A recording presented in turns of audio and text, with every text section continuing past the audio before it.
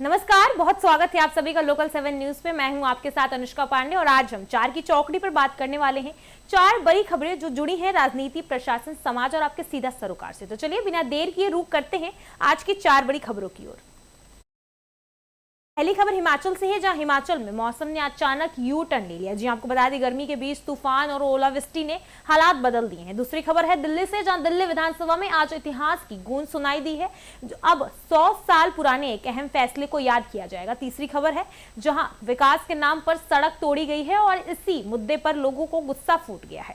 जिसके साथ चौथी खबर है, प्रदेश की कानूनी व्यवस्था को लेकर बड़ा सवाल उठाया जा रहा है और अब सख्त निगरानी की मांग तेज हो गई है। आइए इन चारों खबरों को बात करते हैं विस्तार में। पहली खबर है हिमाचल प्रदेश से, जहां हिमाचल प्रदेश में मौसम ने अचानक करवट ले ली है। राजधानी शिमला में तेज तूफान देखने को मिल रहा है।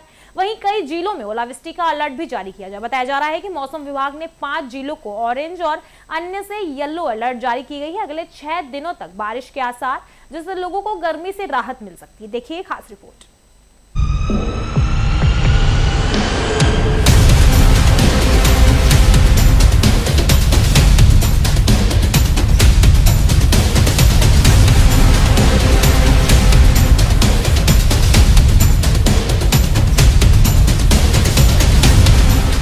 हिमाचल प्रदेश में लगातार जो मौसम है वो करवट बदल रहा है। देखा जाए अप्रैल माह समाप्त होने को है, लेकिन जिस तरीके से मौसम में परिवर्तन आया है, आज भी जिस तरीके से अगर देखा जाए 5 जिला के लिए ऑरेंज अलर्ट आंधी तूफान का दिया गया। और अगर देखा जाए सुबह अगर राजधानी शिमला की बात करें तो 8:10 के बीच अत्यधिक आंधी तूफान देखने को मिला।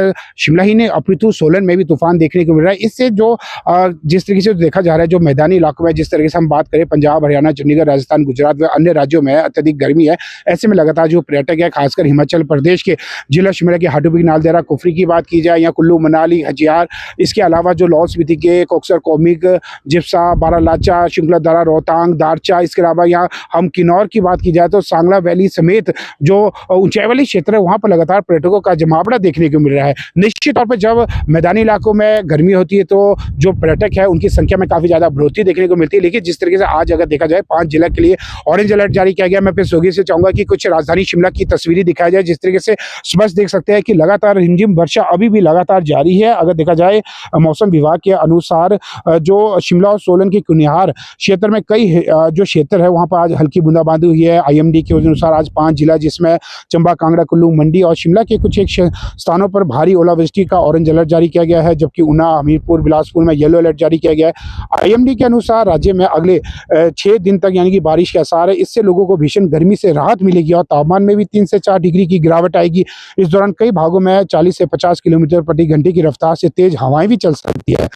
पश्चिमी विक्षोभ कल यानी कि ज्यादा सक्रिय होने का पूर्वानुमान है। कल यानी कि कांगड़ा, कुल्लू, मंडी, शिमला जिला में भारी ऑरेंज अलर्ट यानी कि ओलावृष्टि का जारी किया गया है, जबकि लाहौल स्पीति और किन्नौर को छोड़कर अन्य सभी जिला के लिए येलो अलर्ट जारी किया गया है। अगर देखा जाए, अगर हम बात करें 30 अप्रैल को, तो 30 अप्रैल को भी 7 जिला के लिए येलो अलर्ट जारी किया गया है, जिसमें चंबा, कांगड़ा, कुल्लू, मंडी, शिमला, सोलन, सिरमौर जिला के लिए येलो अलर्ट की चेतावनी दी गई है।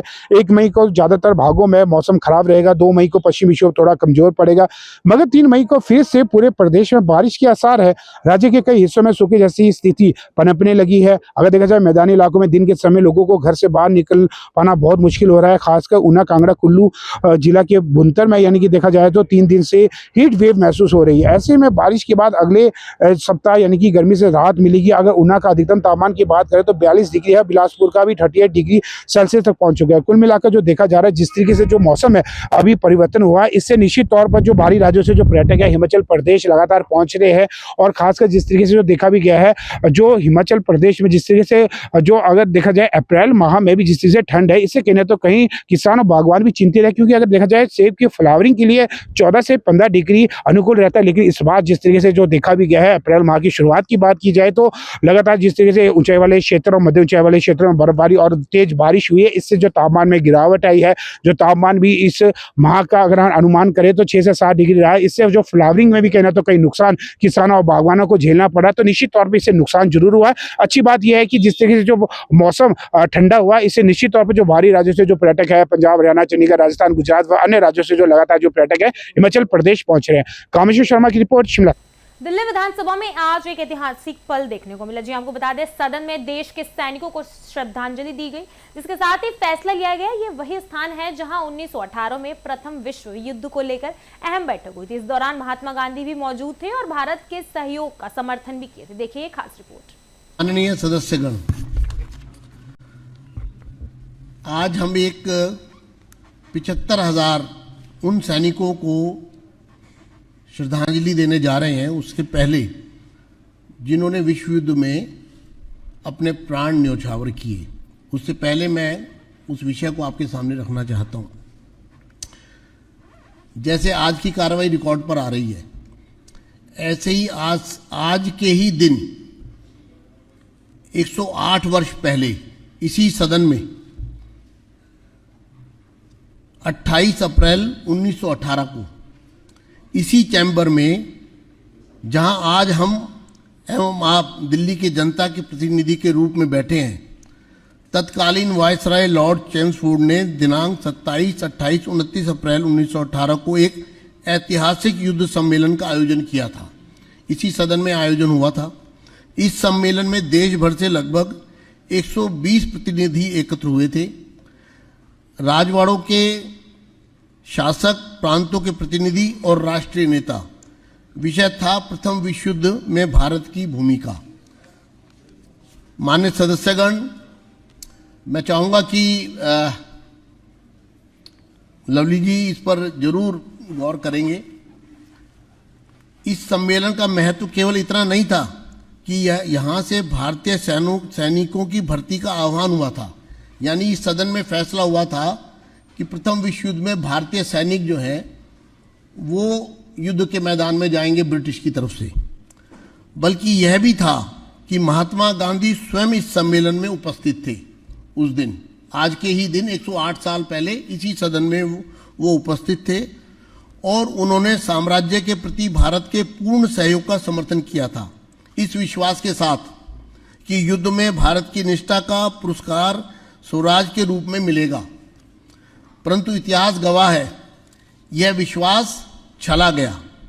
लगभग 13 लाख भारतीय सैनिकों ने प्रथम विश्व युद्ध में साम्राज्य की ओर से मोर्चा संभाला।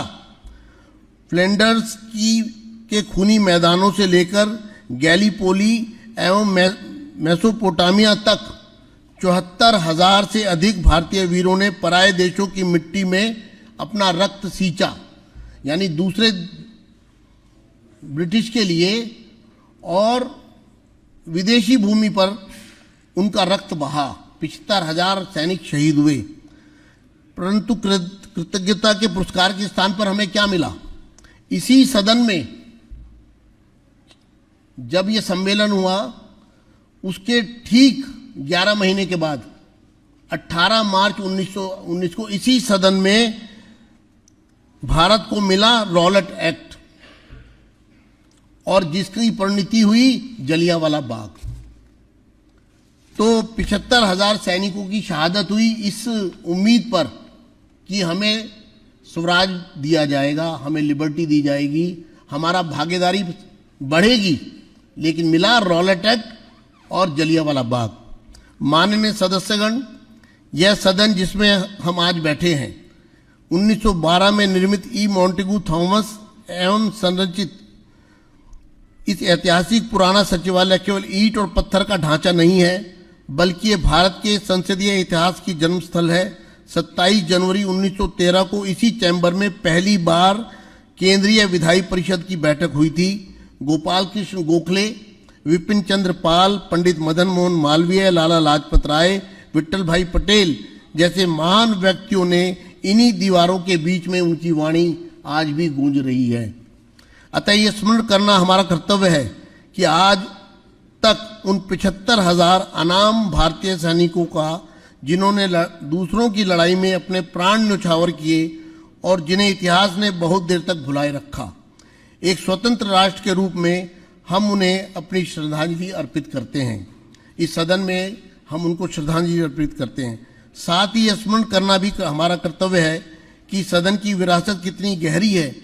जिन दीवारों ने एक समय साम्राज्यवादी वायसराय की वाणी सुनी थी, इसी सदन में हर साल जो एड्रेस होता है, जिस तरह से उपराज्यपाल महोदय का हर साल वायसराय का एड्रेस होता था, और उनकी 14 स्पीचीज इस सदन में वायसराय की, जिनको हमने संग्रहित किया है, वही दीवारें आज स्वतंत्र भारत की जनता के चुने हुए प्रतिनिधियों की गूंज सुन रही है। यह परिवर्तन, यह यात्रा, यही हमारे स्वतंत्रता संग्राम की सबसे बड़ी उपलब्धि है। आइए इस अवसर पर हम सभी 1 मिनट का मौन रखकर उन भारतीय वीरों को नमन करें, जिन्होंने 108 वर्ष पहले अपने कर्तव्य का पालन करते हुए अपना सर्वस्व न्यौछावर किया था। शहर के वार्ड नंबर 9 में सड़क को लेकर लोगों का गुस्सा फूट रहा है, जिसके साथ ही गढ़वाली मंदिर रोड को तोड़ने पर स्थानीय लोगों ने विरोध शुरू कर दिया है, जिसके साथ बताया जा रहा है लोगों का आरोप है कि सही सड़क को तोड़कर विकास के नाम पर गड़बड़ी की जा रही है। प्रदर्शनकारियों ने मामले की जांच और नुकसान की भरपाई की मांग कही है।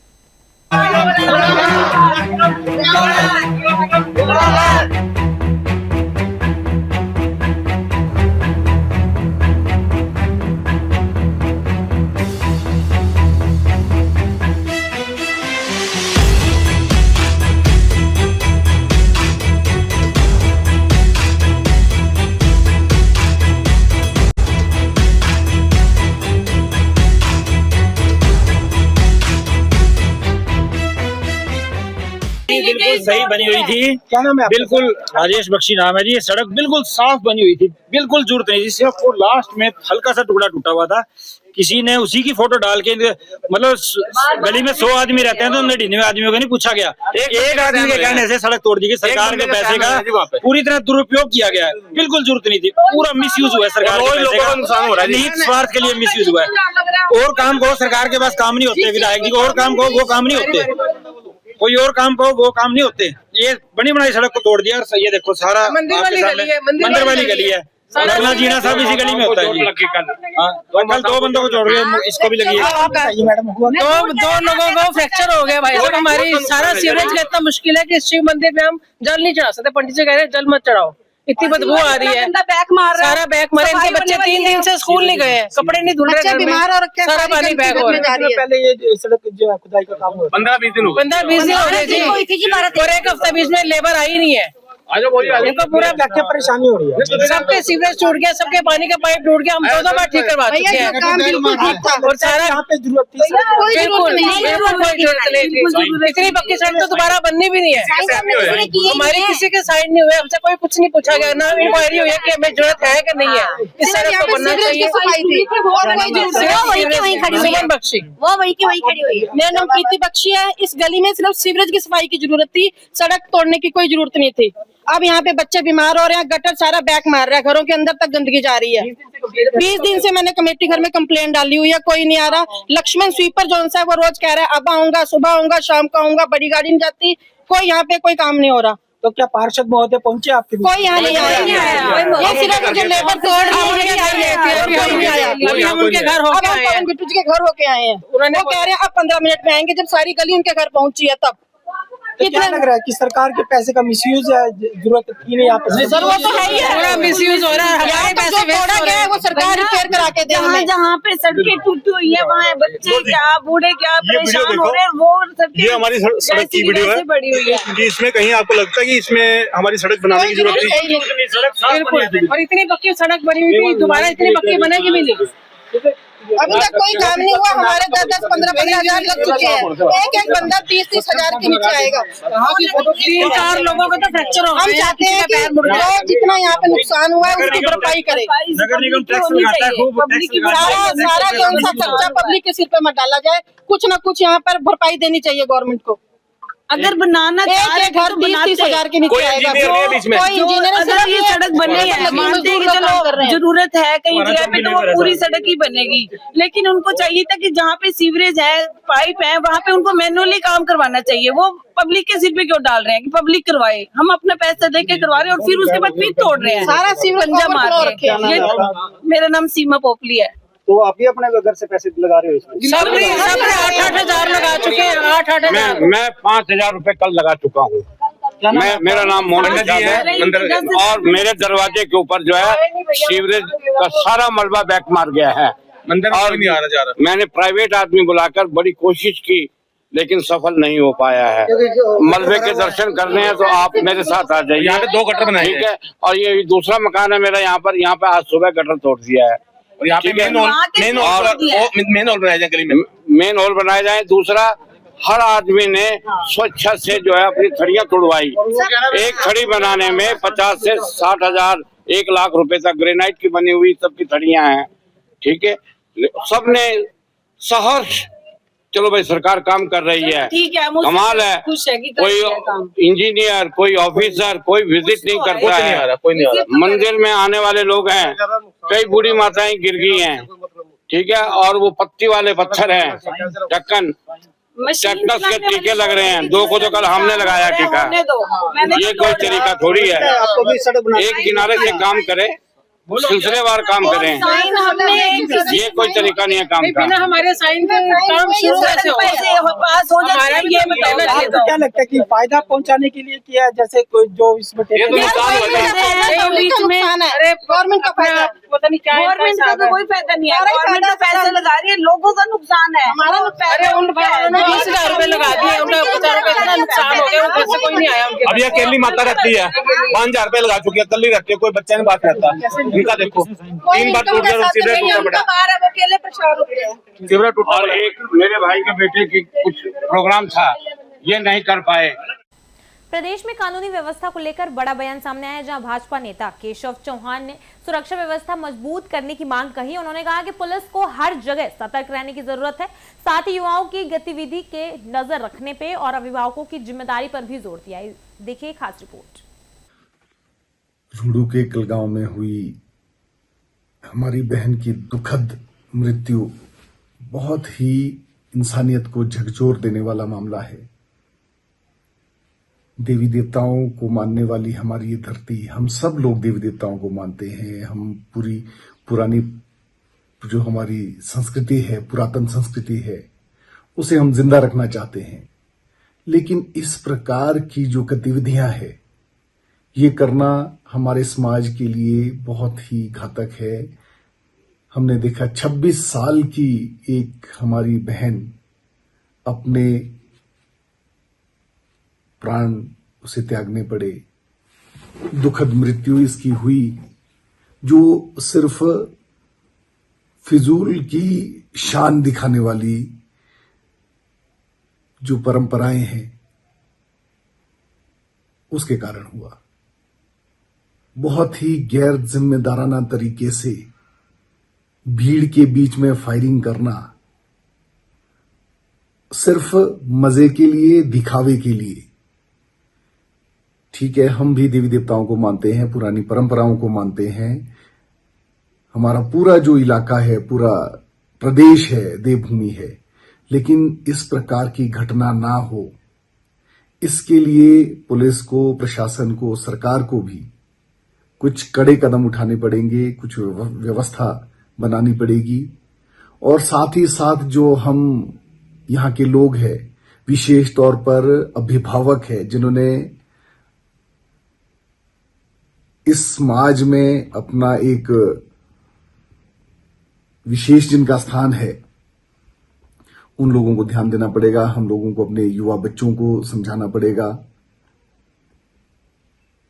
आज छोटे बच्चों की एक मां, जो हमने वीडियो के माध्यम से देखा किस प्रकार वो नृत्य कर रही थी और अचानक गोली चली और वो जमीन पर धराशायी हो गई और उसकी दुखद मौत हो गई।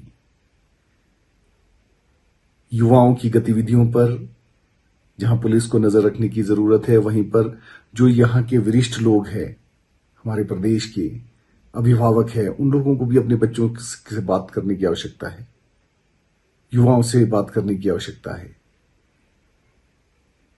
कि वो इस प्रकार की घटनाएं ना हो, इसका विशेष ध्यान रखें। बहुत दुखद घटना है। हमारी पीड़ित परिवार के साथ संवेदनाएं हैं। पूरे इलाके में शोक की लहर है। जो भी संभव हो पाए, हम पीड़ित परिवार की मदद के लिए हमेशा तत्पर रहेंगे। लेकिन विशेष तौर पर एक बार मेरा सभी युवाओं से आग्रह है कि इस प्रकार के झूठी शान, झूठी शौक, मतलब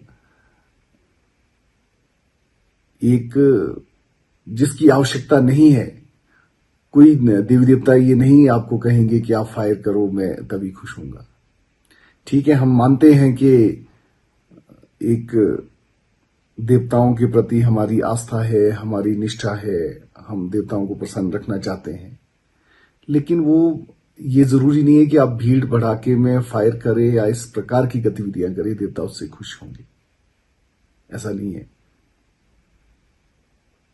बहुत दुखद घटना हुई है, हम इसके लिए शोक व्यक्त करते हैं और भविष्य में ऐसी घटनाएं ना हो, इसके लिए जो भी कदम उठाए जाने चाहिए उठाने चाहिए, वो चाहे प्रशासनिक स्तर पे हो, पुलिस के स्तर पे हो, सरकार के स्तर पे हो, या फिर हमारे सामाजिक स्तर पे जो भी कदम उठाए जा सकते हैं उसे उठाने की नितांत आवश्यकता है। बहुत बहुत धन्यवाद।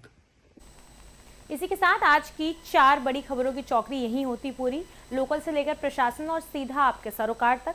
तो ऐसे ही तमाम खबरों के लिए देखते रहिए लोकल 7 न्यूज।